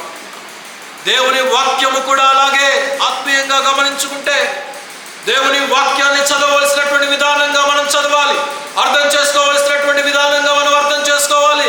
ప్రకటించేటువంటి వారు కూడా ప్రకటించవలసినటువంటి విధానంగా ప్రకటించేవారై ఉండాలి సంఘాలలో. నేడు సేవకులు they are unable to preach the right doctrine which is in the scriptures. దేవుని వాక్యము ఏది బోధిస్తుందో దాన్ని చెప్పలేనటువంటి సేవకులు నేడు 70% మంది ప్రపంచం. చూడవలసినటువంటి వాక్యపు విశేషాన్ని చూడలేకపోతా ఉంటున్నారు. అర్థం చేసుకోవలసినటువంటి మర్మాల్ని అర్థం చేసుకోలేకపోతా ఉంటున్నారు. తిరిగి బోధించేటువంటి సమయానికి వచ్చేసరికి వాటిని బోధించలేకపోతా ఉంటున్నారు. ఎందుకు అనంటే దే ఆర్ మిక్సింగ్ ఎవ్రీథింగ్. పెట్ట కథలు, బుర్ర కథలు, జోకులు, జబర్దస్తు, పటాసు, తర్వాత వాక్యము అన్నీ మిక్స్ చేసేసి సంఘాలలో వాక్యం ఏం చెప్పారనంటే జోకులు మంచిగా చెప్పాడండి, చాలా బాగుంది వాక్యం, ఈరోజు బాగా నవ్వించాడండి పాస్టర్ గారు మమ్మల్ని. నేడు సంఘాలలో జరుగుతున్నటువంటిది కారు ద్రాక్షలను కోస్తా ఉంటున్నారు, వడ్డిస్తూ ఉంటున్నారు. ఆ వ్యక్తి హృదయంలోనికి ఆ వాక్యము చొచ్చుకొని పోయినప్పుడు అది పని చేయట్లేదు. ఎందుకంటే అది అసలు వాక్యముగా ప్రకటించబడట్లేదు. పరిశుద్ధాత్మని యొక్క స్వరం అక్కడ వినబడట్లేదు. సొంత కాకోలమ్మ ముచ్చట్లన్నీ కూడా చెప్పుకుంటా మరి టైంపాస్ చేసేటువంటి సంఘాలు నేడు ఎక్కువైపోతా ఉంటాయి. అయితే వెంటనే ప్రవక్త దగ్గరికి పరిగెత్తుకుంటూ ఆ శిష్యులందరూ కూడా వెళ్ళిపోయారు. కేకలు వేస్తూ ఉంటున్నాడు. చూడండి 40వ వచనంలో, తినుటకు వారు వడ్డింపగా ప్రవక్తల శిష్యులు రుచి చూచి, దైవజనుడా, కుండలో విషము ఉన్నదని కేకలు వేసి దానిని తినక మానిరి అని చూస్తాం. కుండలో ఏముందంట? విషము ఉన్నది. That is poison in the pot. కుండ పెద్దదే, వడ్డించటానికి అంతా కూడా రెడీ అయ్యింది, కానీ కుండలో విషము దాగి ఉన్నది. మానవుని యొక్క హృదయములో, మానవుని యొక్క జీవితంలో కూడా విషము చొచ్చుకొని పోతా ఉన్నది. ఉండకూడనటువంటి విధానాలు ఉంటున్నప్పుడు దేవుని వాక్యము కాకుండా యోహాను పత్రికలు అంటాడు కదా 2వ అధ్యాయం 16వ వచనంలో, లోకంలో ఉన్నదంతయు శరీరాశ, నేత్రాశ, జీవపు డంబము. అది హృదయంలోనికి చొచ్చుకొని పోతూ ఉంటున్నప్పుడు వాక్యము పని చేయట్లేదు ఇక్కడ. ఎందుకంటే విషము ఉన్నది, లోకపు అలవాట్లు ఉన్నాయి, లోకపు సహవాసాలు ఉన్నాయి, లోకపు వ్యాపకాలు ఉన్నాయి, లోకపు పోకడ ఉన్నది. అందుకని వాక్యం ఇక్కడ పని చేయట్లేదు, వాక్యమునకు ప్రభావము జరగట్లేదు, వాక్యమునకు తగినటువంటి మార్పు ఇక్కడ కలగట్లేదు. కుండలో విషము ఉన్నది. దైవజనుడా, నీవు మమ్మల్ని ఆదుకో. పాపమునకు వచ్చు జీతము మరణము. The wages of sin is death. ఇంకొక పరిష్కారము అక్కడ ఇంకోటి లేనే లేదు అనుకుంటున్నటువంటి సమయంలో ఈయన ఇక్కడ ఏం చేస్తూ ఉన్నాడంటే కొంత పిండిని తీసుకొని రమ్మని చెప్పాడు. అలాగే మానవుని యొక్క స్థితి కూడా అలాగా ఉంటున్నటువంటి సమయంలో దేవుడు క్రీస్తు ప్రభువు వారి ద్వారా తన ఒక్కగానొక్కడైనటువంటి ప్రియ కుమారుని మన దగ్గరికి పంపించుట ద్వారా ఈ కుండలో ప్రవేశించినటువంటి విషమునిక బాగుపరచగలిగినటువంటి అవకాశం ఇక ఎక్కడా కూడా లేదు అనుకుంటున్నటువంటి సమయంలో యేసును పంపించినట్లుగా మనం ఇక్కడ చూడగలుగుతాం. ఎక్కడ తప్పు జరిగింది అని అంటే కూర వండటంలో తప్పు జరిగింది. అంటే ప్రారంభంలోనే తప్పు జరిగింది, అనాదిలోనే తప్పు జరిగింది. అందుకే కీర్తనకారుడు అంటాడు, నా మార్గములన్నీ కూడా నీవు పరీక్షించు అంటాడు. 26వ కీర్తన తిప్పండి. 26వ కీర్తన 2వ వచనం.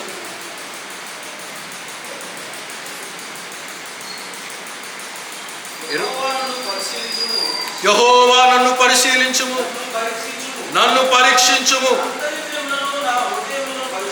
నా అంతరంద్రియములను నా హృదయములను కూడా పరీక్షించుము. అలాగే 139:24 చదవండి. 139:24.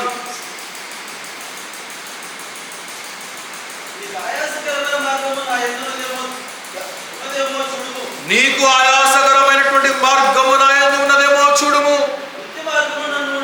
నిత్య మార్గమును నన్ను నడిపించుము. కనుక నన్ను పరీక్షించుము, నన్ను పరిశీలించుము, నన్ను పరిశోధించుము, నా హృదయాన్ని, నా జీవితాన్ని, నా మార్గాలన్నింటినీ కూడా సర్చ్ ఆల్ మై వేస్.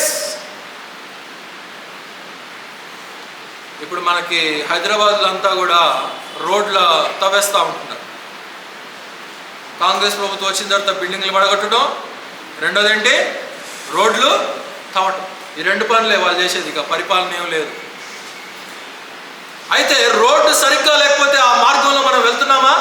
వెళ్ళట్లేదు. ఎందుకంటే మన బండ్లు పాడవుతాయనో, లేకపోతే టైర్లు పాడవుతాయనో, లేకపోతే నడక, లేకపోతే ప్రయాణం కొంచెం అనానుకూలంగా ఉంటుందని ఆ రోడ్ని మనం అవాయిడ్ చేసి ఇంకొక లేన్ని మనం తీసుకొని వెళ్తూ ఉంటున్నాం. భౌతికమైనటువంటి మార్గాల్నే అంత క్షుణ్ణంగా మనం పరిశీలించి మనం వెళ్తూ ఉంటే దేవుడు కూడా మన మార్గాలు అంతే క్షుణ్ణంగా పరిశీలిస్తాడు. కనుక we need to keep our promises. మనం దేవునితో చేసుకున్నటువంటి నియమాలు ఏవైతే ఉన్నాయో, ఆ నిబంధన ఏదైతే ఉన్నదో దానిని మనం స్థిరపరచుటకు మనం జీవించాలి. అందుకే ఇక్కడ కీర్తనకారుడు అంటా ఉంటున్నాడు, మరి ఒకసారి నన్ను పరీక్షించు, నన్ను పరిశీలించు. ఒకవేళ నీకు ఆయాసకరమైనటువంటి మార్గం ఒకవేళ నా యందు ఉన్నదేమో దానిని నాలో నుండి తీసివేయు. Remove all the iniquity which is in me, remove all the stain which is in me by the blood of you. నీ రక్తము ద్వారా నన్ను, నా యొక్క జీవితాన్ని క్రమపరచు, శుద్ధీకరించు, స్థిరపరచు, బలపరచు అని చెప్పి కీర్తనకారుడు కోరుకుంటా ఉన్నాడు. యోబు ఒక చక్కటి మాట అంటూ ఉన్నాడు, దయచేసి చదవండి. యోబు గ్రంథము 31వ అధ్యాయము 33వ వచనం. చల్లగానే ఉంది, కొంత ఆలస్యమైన కొంచెం ఓపిక పట్టండి అందరూ. యోబు గ్రంథం 31వ అధ్యాయము 33వ వచనం. ఆదాము చేసినట్లు నా దోషములను దాచిపెట్టుకొని మహాసమూహమునకు భయపడియు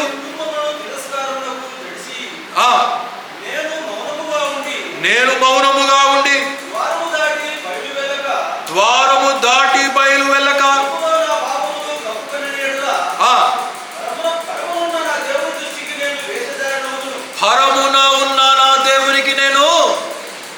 వేషధారిని అగుదును. I will be a hypocrite అంటూ ద హెవెన్లీ గాడ్. ఆదాము కప్పుకున్నట్లుగా అంజూరపు ఆకులను కప్పుకొని చెట్ల పొదల్లో దాక్కుకుంటే దేవునికి ఏదైనా దాగి ఉండగలదా? ఆదాము అనుకున్నాడు దాక్కుంటే కనపడనేమో అని చెప్పేసి, దాక్కుంటే దేవునికి తెలియదేమో అని చెప్పేసి. కానీ we need to remember one thing, God knows everything. ఆయన సమస్తమును చూచేటువంటి దేవుడు, సమస్తమును ఎరిగి ఉన్నటువంటి దేవుడు అనే విషయాన్ని మనం ఇక్కడ గమనించాలి. ఎందుకంటే ఆయన మనలాగా అజ్ఞాని కాదు, ఆయన జ్ఞాని. భూత వర్తమాన భవిష్యత్ కాలములన్నింటిలో కూడా సజీవుడుగా ఉండగలిగినటువంటి దేవుడు ఆయన. ఆదాము అనుకున్నట్లుగా యోబు అంటూ ఉన్నాడు, ఒకవేళ నేను గనక నా దోషాలను నేను కప్పుకోవాలని గనక నేను ప్రయత్నించినట్లయితే సమాజమునకు జడిసి కుటుంబీకులు ఏమనుకుంటారో అక్కడ యోబు అదే మాట్లాడుతూ ఉంటున్నాడు. మహాసమాజం అంటే బయట ఉన్నటువంటి వారికి నా జీవితం బయటపడితే నా పరువు ఏమవుతుందో, లేకపోతే కుటుంబ సభ్యులకి, నా భార్యకో, నా భర్తకో, నా రక్త సంబంధికులకో నా బ్రతుకు ఇది అని తెలిస్తే ఏమవుతుందో అని చెప్పి ఒకవేళ కనుక నా పాపాన్ని నేను కప్పుకున్నట్లయితే నీ దృష్టికి నేను అంగీకారుడుగా నేను ఉండను.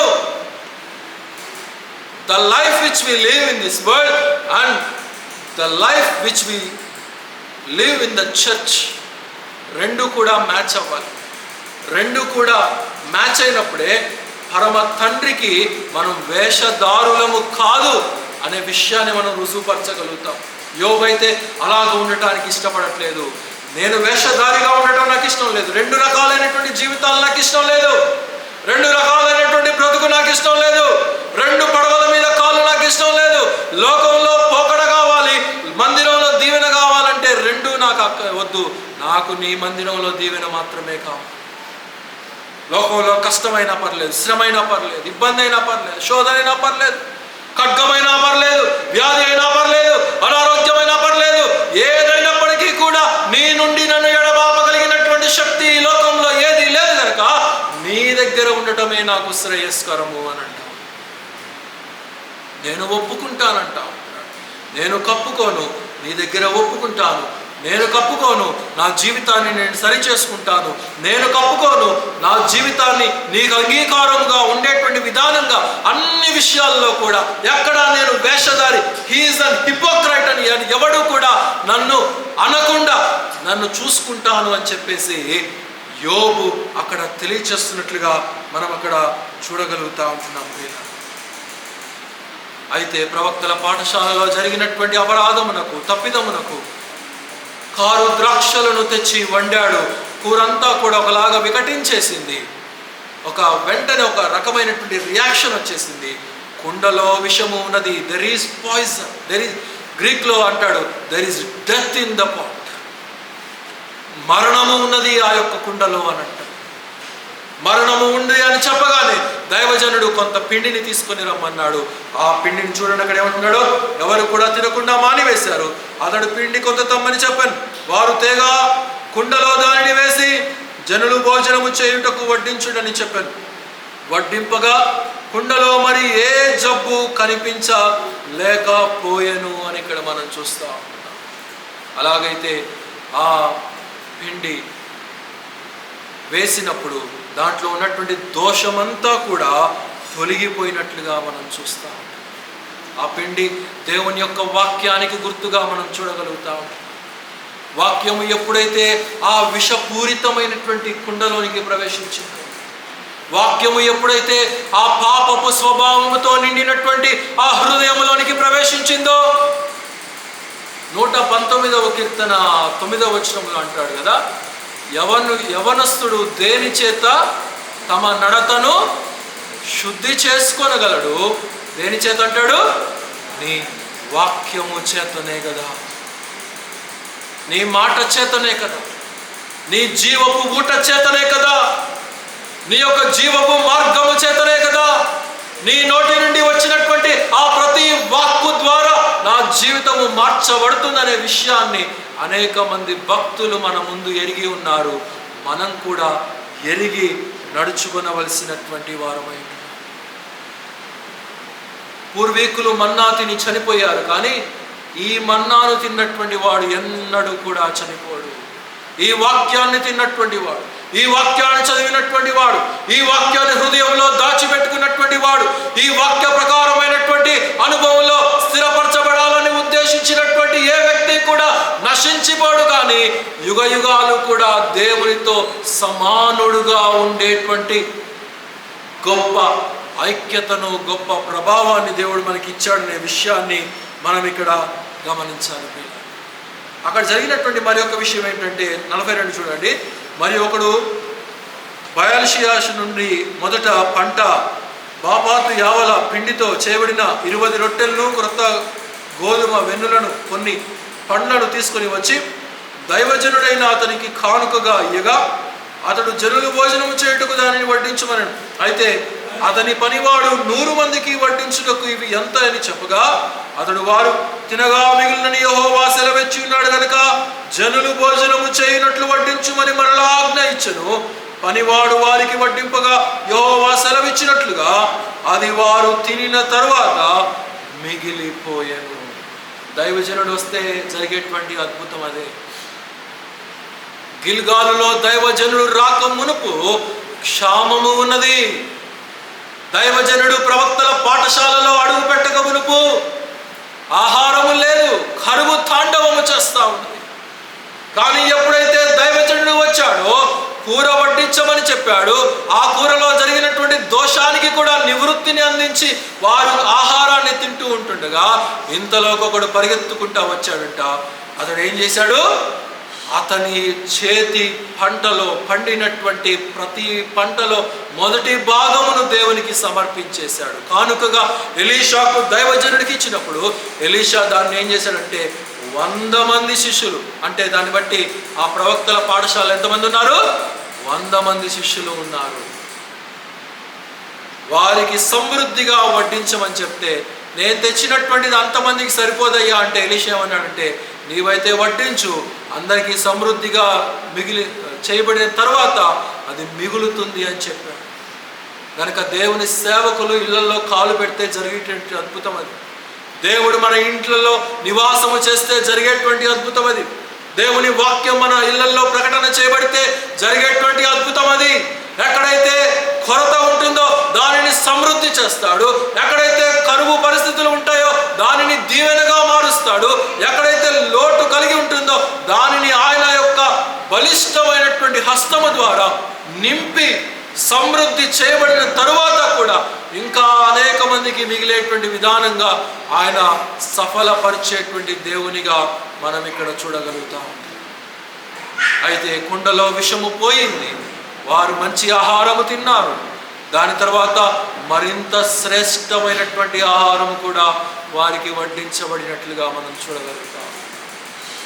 దేవుడు కూడా మనం ఆయన మాటకు విన్నప్పుడు, ఆయన యొక్క కార్యాలకు మనం లోబడినప్పుడు, ఆయన యొక్క ఆజ్ఞలకు మనం లోబడినప్పుడు మనల్ని కూడా అంతే దీవెనగా మార్చాలని, మనలో ఉన్నటువంటి ప్రతి విధమైనటువంటి కల్మషాన్ని కూడా ఆయన తీసివేయాలని, ఆయన సవరించాలని ఈ మాటలు మనకి యొక్క మధ్యాహ్న కాల సమయంలో వినిపిస్తూ ఉంటున్నాడు. అందును బట్టి మనం కూడా ఆ రీతిగా నడుచుకుందాం, సవరించుకుందాం. పరిపూర్ణమైనటువంటి మనస్సుతో ఒక ఆదివారం మాత్రమే కాదు, వారమధ్యం అంతట్లో కూడా దేవునికి అనుకూలంగా జీవిస్తూ దేవుని దగ్గర నుండి దీవెన పొందుకున్నట్లుగా దేవుడు మనకు సహాయం అనుగ్రహించునుగా. ముగింపు ప్రార్థన చేసుకొని సెలవు తీసుకుందాం. మమ్మల్ని మిక్కిలిగా ప్రేమించినటువంటి మా ప్రియ రక్షక మా యేసయ్య,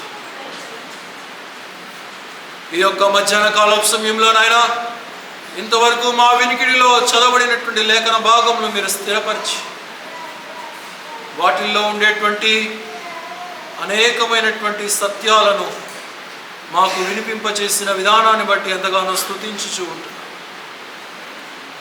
మీ వాక్యములో ఉండేటువంటి హెచ్చరికలు మా జీవితాలను సవరించాలని, మా జీవితాలను సరిచేయాలని, మా యొక్క పరిస్థితులను క్రమపరచాలనేదే మీ యొక్క ఉద్దేశం.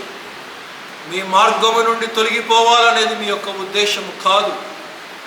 మీ యొక్క రాజ్యానికి మేము వారసులము గనుక, మీ యొక్క సొత్తు అయినటువంటి జనాంగము గనుక, పవిత్రపరచబడినటువంటి మీ యొక్క బిడలము గనుక మీకు వారసులమని చెప్పుకొనుట మాత్రమే కాదు, కానీ ప్రవర్తించుటకు కూడా యోగ్యులమనే విషయాన్ని మేము గుర్తుంచుకోం.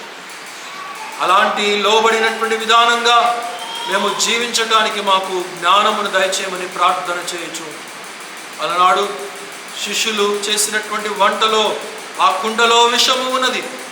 మానవుని యొక్క మనసు కూడా విషముతో నిండి ఉండగా ప్రభు అయినటువంటి మీరు ఈ లోకంలోనికి వచ్చుట ద్వారా ఆ విషాన్ని తీసివేసి దీవెనను కుమ్మరించారు.